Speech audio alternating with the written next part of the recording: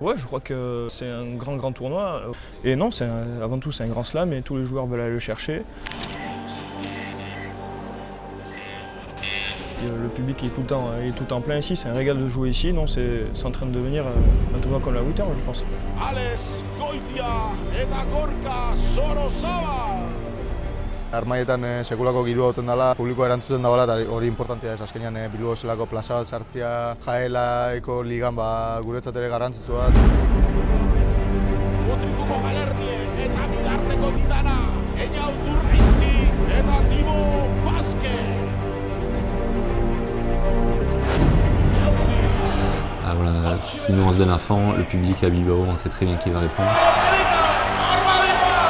Vraiment comme un chaudron qui va exploser. On sent qu'à tout moment, à n'importe quel point, que le Rayala il peut exploser.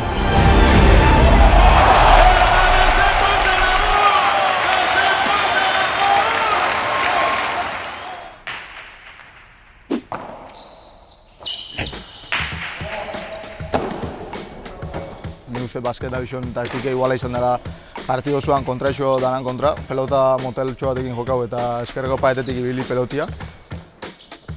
Dame, Marquiña, otro molla. Arriba, vuelta, pilota, Euskal Herriko begiratu eta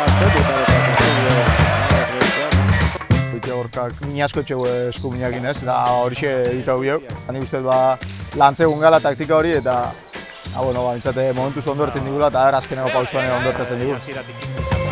Bale, zentza baina eskura eman dio Johani, oso esmatu ditabetarekin.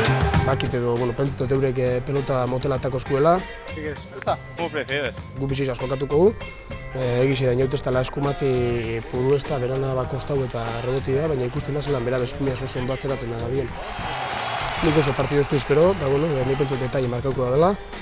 Nire aldetik saki kendu biko da oso ondo, gero ia zagerupe zelan datozen, zelan nipentzen dizen moteko horri gora, zeinek domineten da ben, zeinek tobetzen da bentsulo beto. Gorka. Daia nerbizuk eta presinoi behia lau pelotari zelan jazteneko egun da, nipentot nola txiko hortik gugu. Bilboko deportiboan zoragarria izuzki berri egon talkoa.